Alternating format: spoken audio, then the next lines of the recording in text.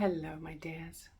I'm going to take a nap in a minute, but I just wanted to do a quick share. A couple of things. I wanted to correct what I had said in my last video about this not knowing what the future holds. And, it's really interesting how the universe works. Is I put it out there.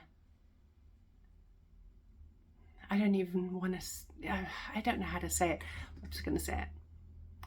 That, I don't remember specifically how I worded it, but I very much said, I'm hoping this is the only experience I have with cancer. And, it's so interesting just putting that out there. In the course of the 24 hours that followed, I had two people share with me about their second experience of cancer. And I was like, whoa. From the get-go, I had a very strong sense that, this was karmic. This was something I needed to go through, that my soul had chosen at this time for my growth and for my higher self and for clearing. And just hearing it magnified, my words, then hearing magnified out in the world was just like, whoa, what do I want? I do not want to put that out in my reality. So as soon as I became aware of that, I was like, all right, delete, take it away. I'm not putting that out into the world. This is a one and done. And I believe that at this time, so much is shifting and changing and old systems are breaking down and truths are coming to light. And there's so much that's changing and transforming. And I'm well aware how all of us are going through our own journey and trials and tribulations, and this is all part of our opportunity to rise above, let's say, what's called the 3D reality of the here and now. And we have the opportunity to rise up and see it from a higher perspective so that we don't get caught up in the drama. And yeah, we're going to fluctuate. Yeah, we're going to go into the depth of victimhood and why is this happening, and whatever the storyline is for each of us. And then I'm hoping for you, and what I am working on is that I have the ability to step and rise above it and say, no, my soul signed up for this. I'm not a victim. I'm able to move through this. And it is allowing me, as you've heard me say many a time, to tap deeper into self-love. That love and that compassion and that empathy that I hold for my children, my family, my clients. I need to do it for myself and allow it to be magnified. Allow it to really imbued in my being to whatever extent I can at this time, at this opportunity for growth. And it's been really uncomfortable the last week and a half.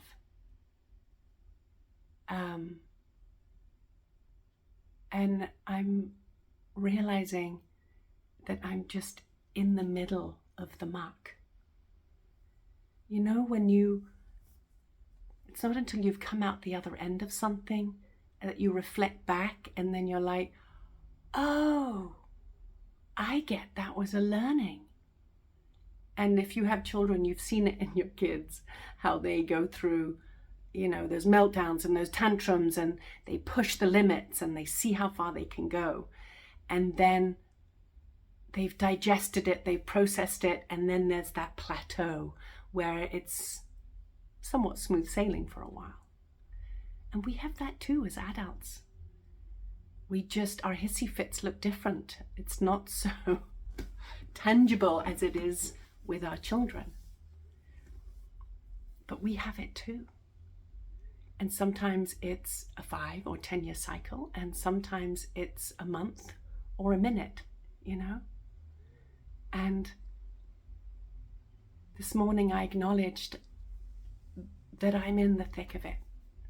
And that was actually enlightening for me. It lightened the load, because it was, then I could allow that compassionate voice to come in and say, all right, can you be more loving towards yourself while being in this place where you don't have anything to tangibly hold on to at the moment? Things are changing and shifting, and these eclipse energies that we've had and that are to come are exactly here to do that. To put us in the soup, to have us be uncomfortable, because it's the diamond in the rough, you know, it's with that rubbing that we become shiny and bright. But we have to, it's the pearl, isn't it? I'm mixing up my analogies. It's the pearl that needs to be rubbed and rubbed and rubbed until it becomes the pearl. And that's where I'm at. And there are moments where I am just a complete mess and it's incredibly uncomfortable. And there are moments where it's not touching me and I can function and all is good and I can be happy and I'm in a good place. But it's all allowing me to come to a more beautiful place at the end. And I'm well aware that it's here to empower me. And that's what I'm sitting with. So the girls are at their dad's this weekend. So I will retreat and turn inwards and do some real soul searching for answers, or, you know, and just allow myself to be in nature, allow myself to restore. Because the 3 pillars of life, you know, is sustenance, water, and rest. And I'm now going to rest some more because my body needs it. My soul needs it. My emotional and physical well-being needs it right now. And I need to up my protein, and my water and my liquids are on track right now. So there's always that leveling up.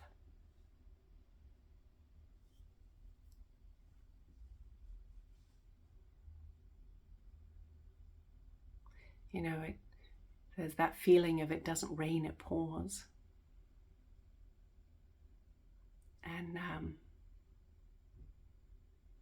And they say when you go through this cancer journey, you want to, you know, minimize the stresses, minimize the triggers.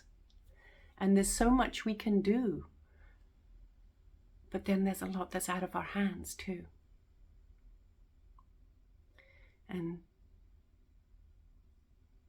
this person that I have karma with is bringing up a lot in me. And it's also uncomfortable. And it's another layer of victimhood and self-empowerment. And that seesaw. And just acknowledging when I need to have a good cry. When I feel in that victimhood place. Of like, I don't know how to go through this. I don't know if I have it in me to go through this. But I do, because it's right here in front of me. And I do truly believe you only get what you can handle. And this is where the surrender is so key. because this person I have karma with is triggering me and is triggering my sense of safety. And, the lesson is no one ever really has that power over you. They're just there to reflect back. Where are the areas I can become more empowered? Why is it that some situations you're in you don't have a response to at all? You can just be your grounded, normal self. And yet there are other relationships and situations where they put you off kilter, they trigger you, they bring up these emotions. These are all our soul contracts. These are all our people who are here to say, all right, yeah, I'm in your life right now. We have an agreement that we are in each other's lives right now to heal this wounded part of ourselves.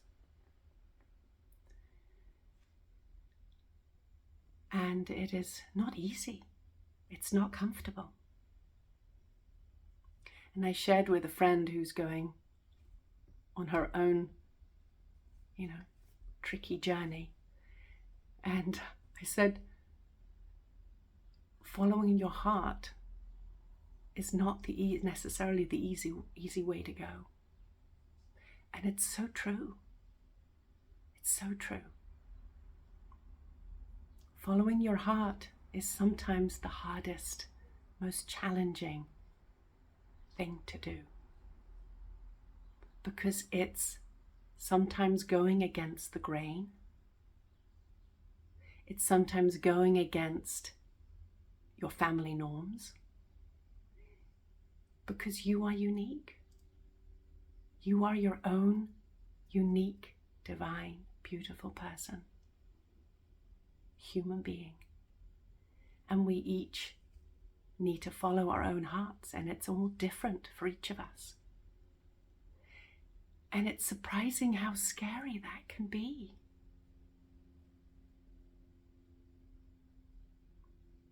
But when we continue to put one foot in front of the other, it does get easier. And it does get more empowering. Maybe I needed to do this video for myself. And I hope it's benefiting you too. But it's triggering me. It's bringing up emotions because it's part of my healing right now. So I hope it's helpful to you too, to reflect upon and know that you too are more powerful than you know. And all this discomfort, all these trials and tribulations that we are going through, can you imagine that it's here for your growth? And for some of you, that may trigger you as well. You might have turned the video off. I don't know. Not listening to this. That's ridiculous. Whatever. But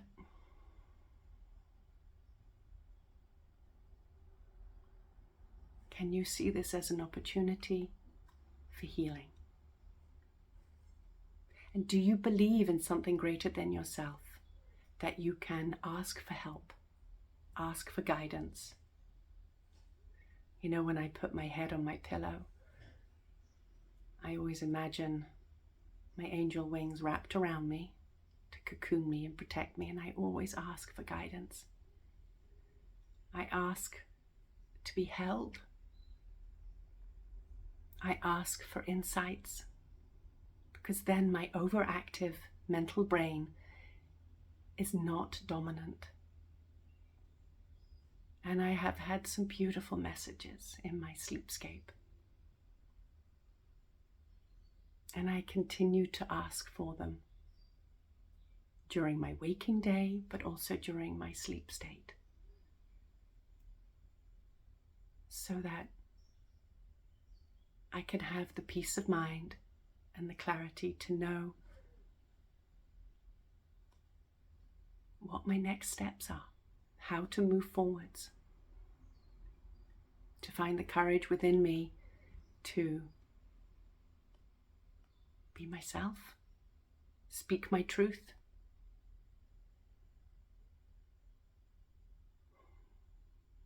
All right. Much love. Thank you for joining me. I'm now going to take a nap. And I'm having a brain freeze. I don't remember if I have the camera right.